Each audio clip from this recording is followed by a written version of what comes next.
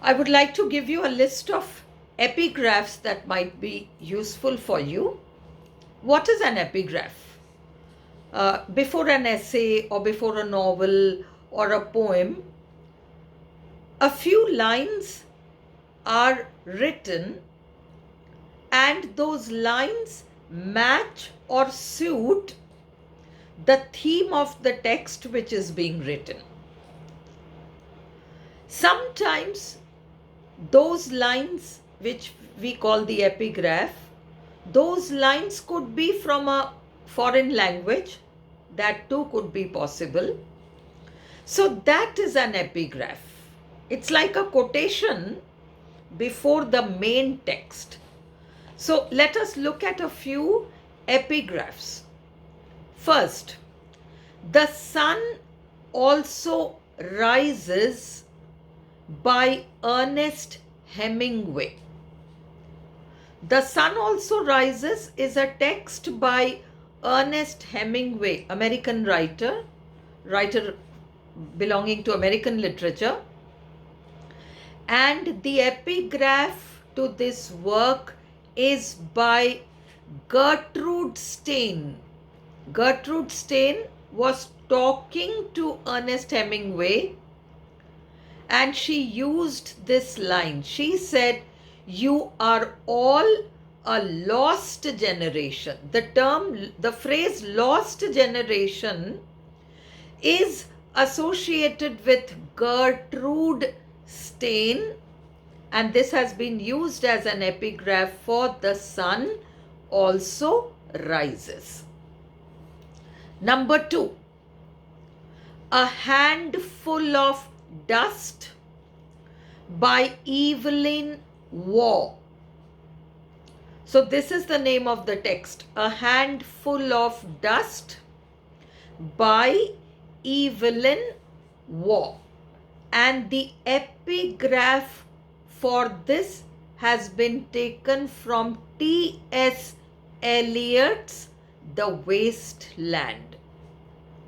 Ts Eliot's The Wasteland. The exact lines are, "I will show you something different from either your shadow at morning striding behind you or your shadow at evening rising to meet you.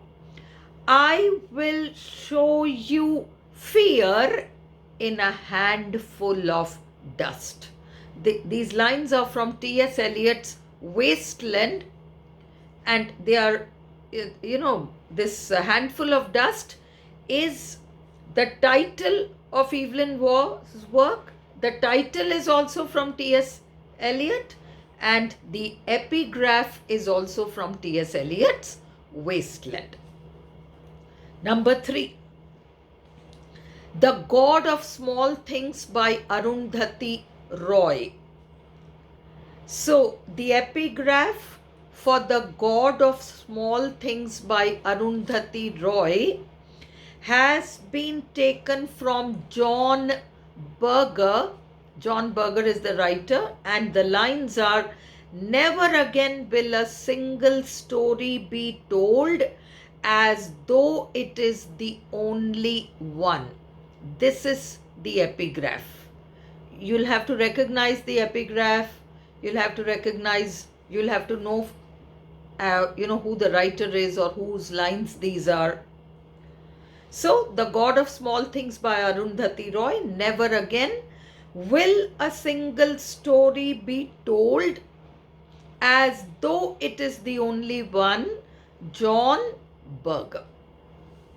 4th, Frankenstein by Mary Shelley. Frankenstein by Mary Shelley.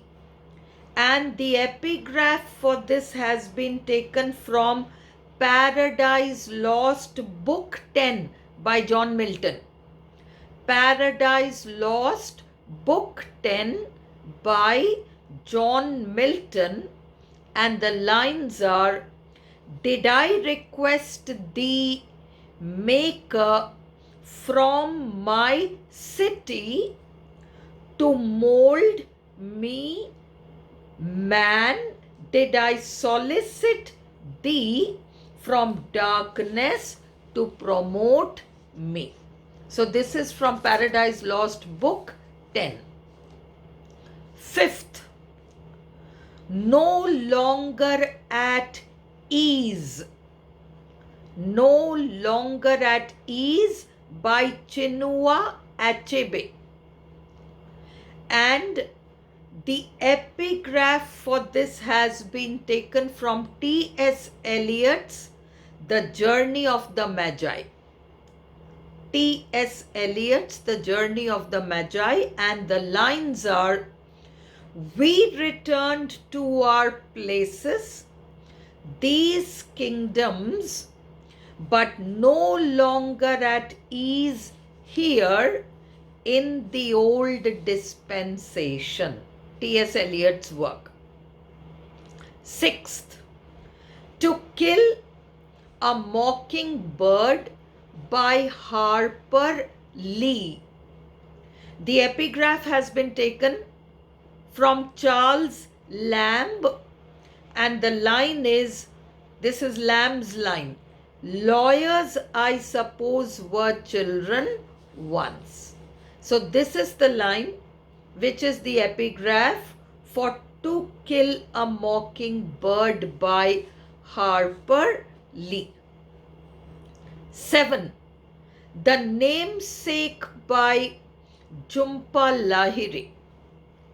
The Namesake by Jhumpa Lahiri, and the lines are, the reader should realize himself that it could not have happened otherwise, and that to give him any other name was quite out of the question.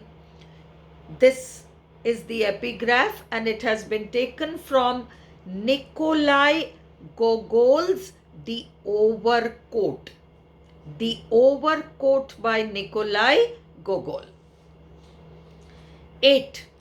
The Handmaid's Tale by Margaret Atwood. The Handmaid's Tale is trans-realism. It's talking about a future trans-realism. The current reality, which is horrific, is becoming even more horrific. Trans-realism by Margaret, trans-realism is the term, and Handmaid's Tale is the novel by Margaret Atwood. And the epigraph is a Sufi proverb. In the desert, there is no sign that says, thou shalt not eat stones. This is the epigraph to The Handmaid's Tale by Margaret Atwood. 9th, On Writing, a Memoir of the Craft by Stephen King. And the epigraph is Miguel de Cervantes, honesty is the best policy. Honesty is the best policy. Next, 10th, The Secret History by Donna Tartt. And the epigraph has been taken from Plato's Republic, Book 2. Plato's Republic, Book 2. Come then, and let us pass a leisure hour in storytelling, and our story shall be the education of our heroes. Plato, Republic, Book 2, and it has been used as an epigraph by Donna Tartt for her work The Secret History. 11. The Godfather, text by Mario Puzo, writer, and the epigraph is, behind every fortune there is a crime. This is the epigraph, and it is a line by Balzac. You have to remember the name of the writer, Balzac. 12. The epigraph for Ts Eliot's famous poem, The Love Song of J. Alfred Prufrock. It's a very, very famous poem. Is taken from Canto 27 of Dante's Inferno.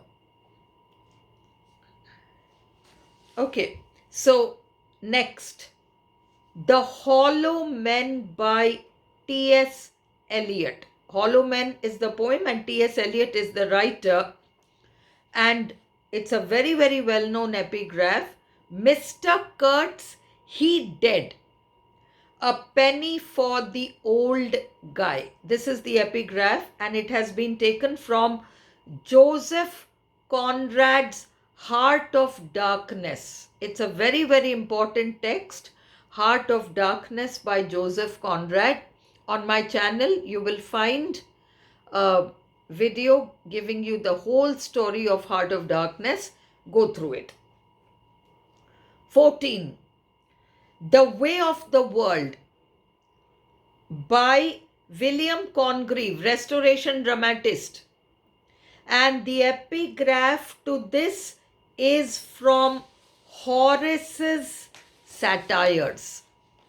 Horace, the Roman poet, his Satires. From there the epigraph has been taken. 15. Areopagitica by John Milton. It's a text, about the freedom of the press. And the epigraph for Milton's Areopagitica is from Euripides' The Suppliants. Euripides' The Suppliants. So, The Wasteland by Ts Eliot is our next one. The Wasteland is a very, very famous text by Ts Eliot, 1922. And the year 1922 is very, very important. You have Virginia Woolf's Jacob's Room, 1922. You also have Ulysses by James Joyce, 1922. And you have The Wasteland by Ts Eliot, 1922.